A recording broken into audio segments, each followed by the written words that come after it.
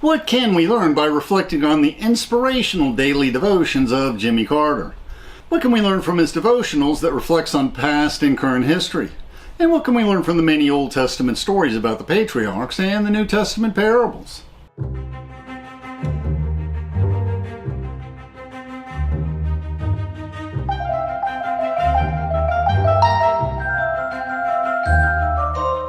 Please, we welcome interesting questions in the comments. Let us learn and reflect together. We will read excerpts from Jimmy Carter's devotional for each day of the week, and we encourage you to purchase it for yourself. Please feel free to follow along in the PowerPoint script we uploaded to SlideShare. We will begin with a few humorous jokes by Jimmy Carter. In his speech, Jimmy Carter says, "I once told a joke about a church-going man who died. When he got to the pearly gate, St. Peter said, 'I'm glad you taught Sunday school for years, but what have you ever done for poor people?' The man replied, 'Back in the Depression, my neighbor's house burned down. I also had a table on my back porch that we didn't need, so I gave it back to him without any charge, I think.' Peter asked, 'About how much was that worth?' The man answered, 'Oh, about 50 cents. And St. Peter nodded and says, 'Any other times?' The man answered, 'Yeah, once a homeless family came by asking for food. I gave them 2 sandwiches and a glass of tea each.' 'That's very nice. How would you value that?' The man replied, 'Oh, that was about 50 cents. So St. Peter turned to an angel and said, 'Go down to earth and see if what he claims is true.' So the angel went down and back and said, 'Yeah, he really did those things.' And St. Peter asked, 'What do you think we should do with him?' The angel answered, 'Give him his dollar back and tell him to go to hell.' And in another story, some of the richest people in America who make $1 million a year acting in movies or recording songs or playing sports often wind up in jail or Skid Row after becoming addicted to drugs or alcohol. Some lose their families or reputation because of misconduct. This should be very sobering to us. We tend to think that money and fame and the adulation of others will make us happy. We come to realize that those things are not foundations for real success. Material things can always let us down, especially the things that make lavish promises, but God never will. And in another day, although Jimmy Carter disagrees with the 100 list by Michael Hart, he admits that there is a lesson to be learned. In his book, Hart lists the 100 people with the greatest impact on human history. The first person on his list is Muhammad, and in third place is Jesus Christ. And the author explains that on his reckoning, Muhammad appears on his list above Jesus, because Muhammad not only founded the Islamic faith, but wrote its central religious text, the Quran, and was the political and military leader who spread his teaching to so many nations. Now Christ, on the other hand, didn't write any scripture, and according to Hart, Jesus shares the credit for the spread of Christianity with others, including Paul, who's number 6 on his list. And also, Jesus was not a political or military leader during his time on earth. Hart says, however, that the teachings of Christ are the most transforming, interesting, and revolutionary words in history. As an example, he cites Christ's command to love our enemies and to forgive those who sin against us. And he concludes that if Christians actually practiced Christ's teachings, Jesus would have topped his list. And in another day, the Greeks could not imagine a God who would be punished, much less one who would be susceptible to human execution. The Jews couldn't accept a Messiah who didn't expel the Romans and establish a Jewish theocratic nation, much less someone who hung upon a tree. And it is through Christ's humiliation on the cross, however, that we can be reconciled to God. Christ cannot accept sin, it must be punished.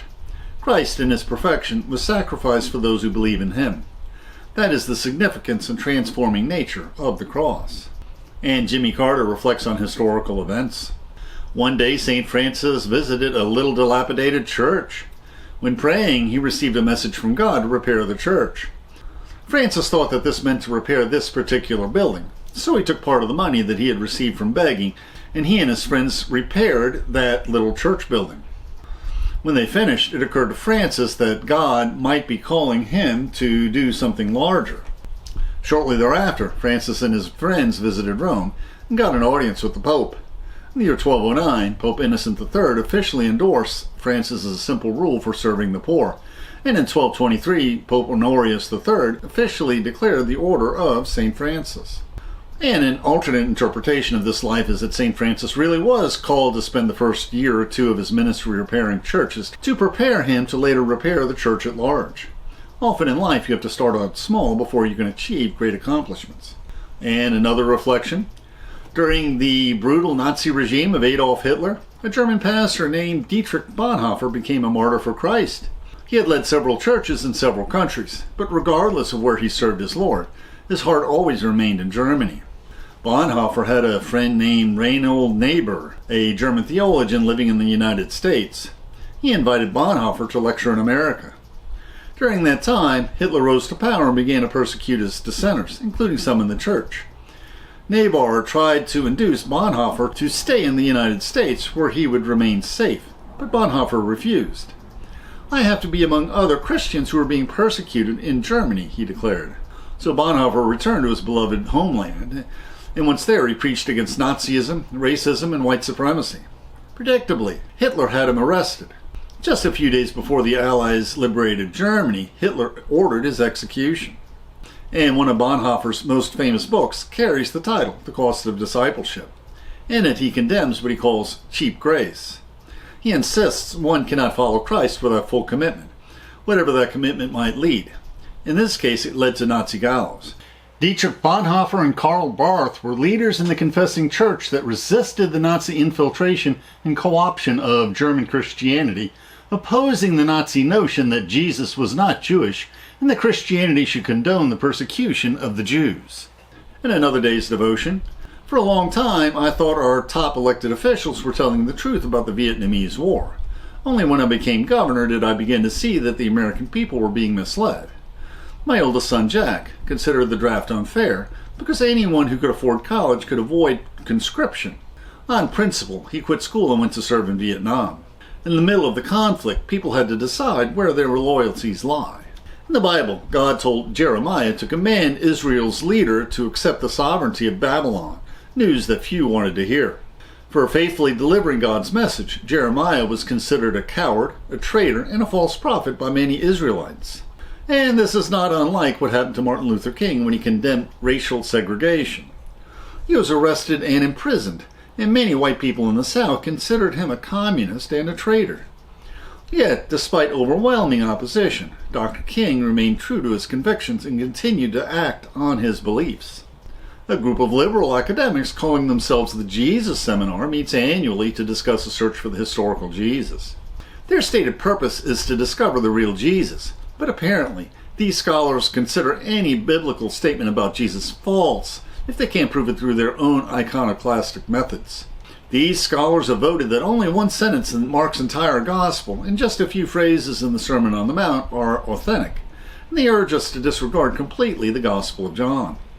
The professors in the Jesus movement voted with different colored beads which of Jesus' sayings were really said by Jesus. Today, similar ideas are promoted by the scholar Barth. And in another day's devotion, and this is also one that we're going to do our own reflection on in the future, my favorite theologian is Reinhold Niebuhr. When I first became involved in politics, I read his Moral Man and Immoral Society, a study of ethics and politics. It describes how to conduct oneself in public affairs. How do you apply Christian principles when engaging in a competitive political campaign, when confronting political adversaries, or when working in some legislative body? The purpose of politics, Niebuhr says, is to establish justice in a sinful world. Justice means guaranteeing human rights and treating everyone fairly.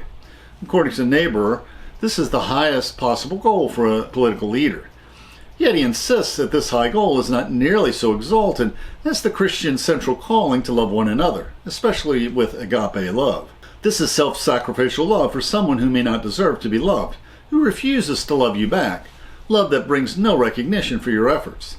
This is the kind of love that Christ personified. And Jimmy Carter reflects on Bible stories. And one day out of the blue, God said to Abraham, "Offer me a sacrifice." Abraham replied, "I'll do anything you ask." God said, "Take Isaac and your sacrificial knife and go to this remote place and there sacrifice your son." And this command may have stunned Abraham, but he obeyed, though in great sorrow. When father and son reached the appointed place, Isaac looked around and asked, "Where's the goat?" Abraham said that God would provide the sacrifice and proceeded to tie up his son. At the last moment, however, as Abraham raised his dagger to plunge it into Isaac's heart, an angel stopped him and showed him a ram with its horns entwined in vines. "You have proven your faith," said the angel. "Sacrifice the ram instead." In the Bible, Joseph and Benjamin were the sons of Jacob and his favored wife Rachel, while the other 10 sons were sons of his less favored wife Leah. Joseph was sold into slavery by his jealous brothers, but rose to prominence after he became known as an expert in interpreting the dreams of Pharaoh, warning him to store grain for the upcoming years of famine. When his brothers came to Egypt to buy grain, they did not recognize Joseph, who had the dress and spoke the language of the Egyptians. After talking to his brothers, he said they must bring Benjamin with them on the next return trip if they wanted more grain. In the story of Joseph and Benjamin, a dramatic confrontation occurred between Judah and his father. Judah told Jacob that if Benjamin returned to Egypt with them to get more grain, that he, Judah, would be Benjamin's surety. If I fail to bring Benjamin back, he said, in effect, my life is forfeit. He put up his life and his very soul as a warranty that he would not lose Benjamin. And there was no selfishness in what Judah proposed. He was totally concerned about his brother Benjamin and the health of his father Jacob. That's why, in an emotional speech, Judah told Joseph that he would be a slave for the rest of his life in Benjamin's place if he would just let his brother go home to his father Jacob. Joseph felt so overwhelmed by Judah's selflessness that he wept on Benjamin's neck, and the brothers were reconciled. And in another day's devotion, in Joseph's dream, 11 stars representing his brother, the moon, his father Jacob himself, all bowed down to the single star, who was Joseph. He told his family about this dream, irritating even his father and mother. Joseph's brothers eventually got so fed up with his pride and arrogance that one day they decided to kill him or sell him into slavery. This story holds a crucial lesson for all of us. Just because we have knowledge of something, even something as true as Joseph's dreams, doesn't always mean we should repeat what we know. We need to be wise about what we say and wise about when we say it. And another day's devotion, God gave Hosea a strange command: marry a prostitute. He did so in order to create a living illustration of the broken relationship between God and the Israelites. Hosea bought Gomer out of prostitution, and she became bound to him in marriage. But she was unfaithful to him and kept prostituting herself. And another day's devotion, Gomer is a direct mirror of the Israelites' betrayal of God. Hosea married Gomer, knowing of her profession as a prostitute. He took her into his house, but Gomer soon treated him unfaithfully. She sought out lovers while her husband sat at home, wondering where she might be. When this happened, Hosea did not divorce his wife and throw her out of his house. Without condoning her wickedness, he reached out to her and forgave her. And another day's devotion. Long ago, Syrian forces kidnapped a little girl from Israel. She became a servant in the household of Naaman, a powerful general. Naaman, however, had a terrible skin disease. One day the girl told him, I know somebody back home who could cure you. When the Syrian king heard this, he sent a message to Israel's king. I understand you have a prophet who can cure my suffering general. Please do so. The message alarmed the king, but soon afterward the prophet Elijah sent for Naaman. Naaman promptly loaded up donkeys with costly gifts, but when he arrived at Elisha's little shack, the prophet didn't even come out. He sent his word, Go, bathe yourself 7 times in the Jordan River, and you will be healed. The furious Naaman told his servants, Why should I bathe myself in such a dirty little river? We have a much better and bigger river in Syria. He mounted his horse to go home, but one wise servant said, If you were asked to do something heroic, wouldn't you do it? Nathan, now humbled, agreed. So he followed Elisha's simple instructions and was healed. And this is the story of King Ahab and his evil queen Jezebel. Ahab was distraught that Naboth would not sell him his vineyard. Jezebel promised him the vineyard and planted false witnesses who sat next to Naboth at a banquet, where they falsely accused Naboth of blaspheming God and the king. Naboth was then stoned to death. In this tragic story, we see the sinfulness of the whole group. Ahab, his wife Jezebel, the elders who held the trial, the false witnesses, and the silent neighbors who refrained from testifying on the neighbors' behalf. They all sinned by failing to speak up against injustice. Although Ahab and Jezebel died similar deaths, Jezebel was shamefully devoured by wild dogs, while Ahab was permitted to die a noble death, dying in his chariot while on the battlefield, dying so his valor would be remembered like the noble deaths of the warriors in the Iliad. And in another day's devotions, only twice in the Old Testament does God combine the words hate and despise. One instance is in Amos, which exhorts us, Even though you bring me burnt offerings and grain offerings, I will not accept them.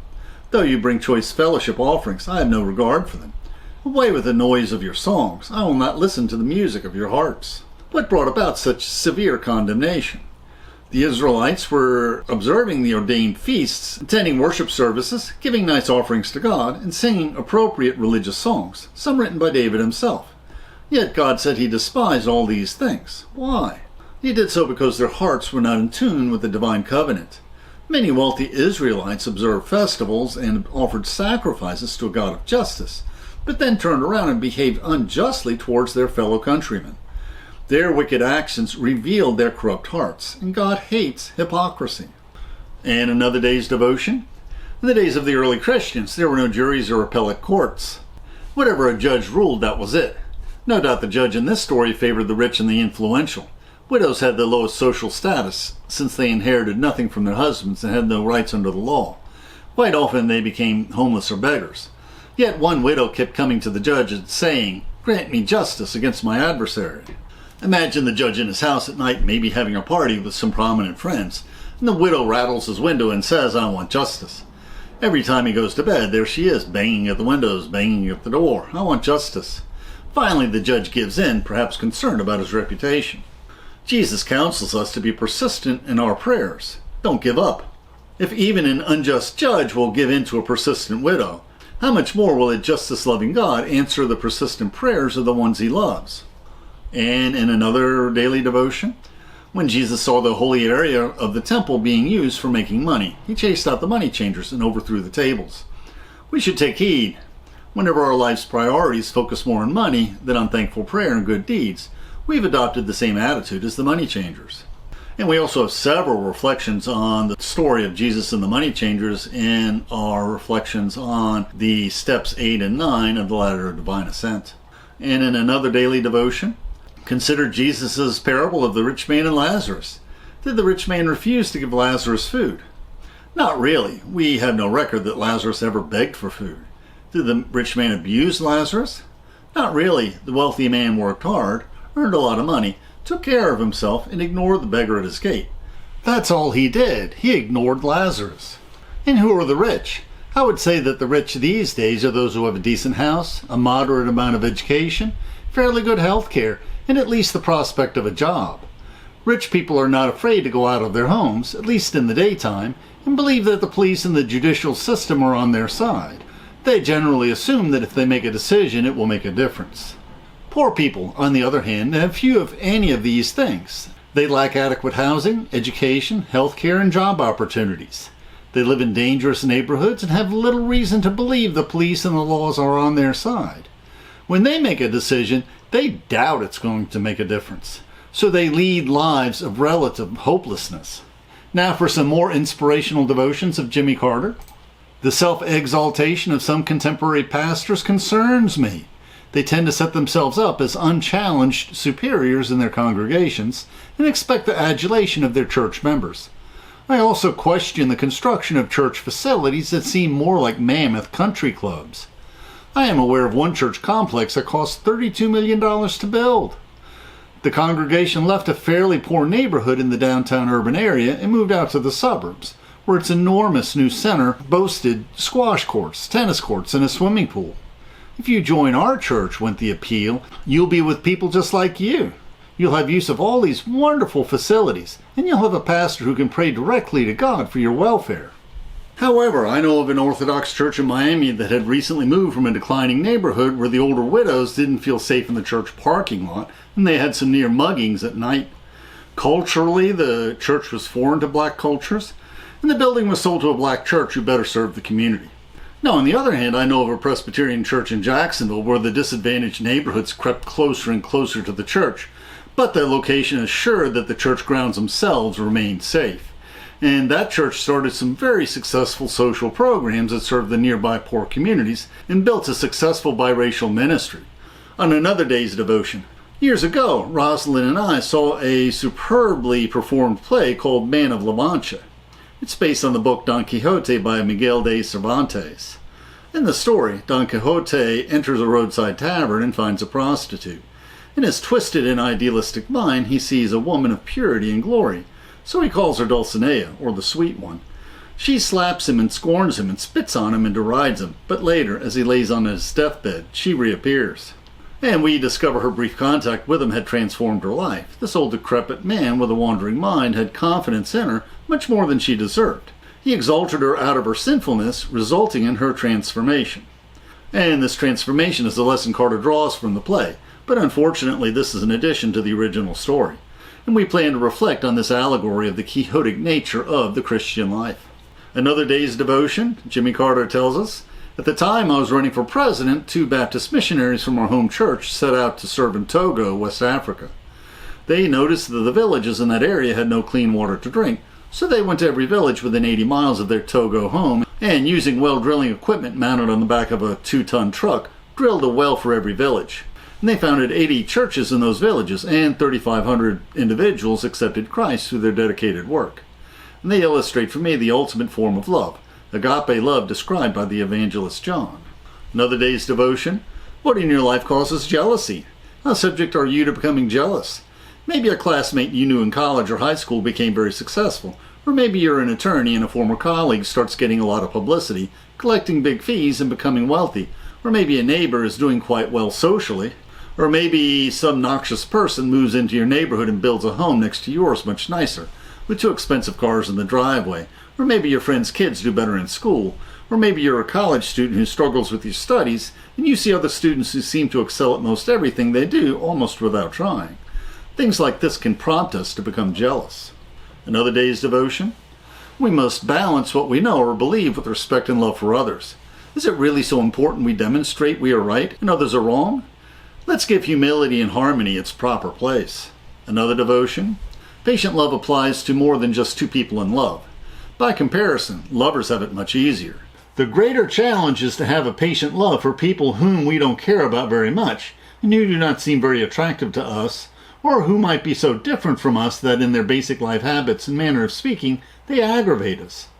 How can we reach out to these people with a patient love? Now, when reflecting on Jimmy Carter's daily devotions, we discovered many historically interesting personal observations he made of the various world personalities he had dealt with during his presidencies. We so quickly forget how world leaders are simply people also, with their own interesting personal quirks. And we also plan a video on Jimmy Carter's life based on recent and historical Atlantic magazine articles. The YouTube description includes a link to our PowerPoint script that we uploaded to SlideShare and also our blog. Please support this channel by sharing this video with your friends and by clicking on the like and subscribe buttons and by clicking on the Amazon links to purchase any of the books we discussed, which will earn us a very small affiliate commission. And please consider becoming a patron of our channel. Plus, we will host special discussion groups for our patrons. Plus, you can click on the Meetup or small M icon to participate in our online discussions, where we practice our future YouTube scripts. And please click on the links for other videos that will broaden your knowledge and improve your soul.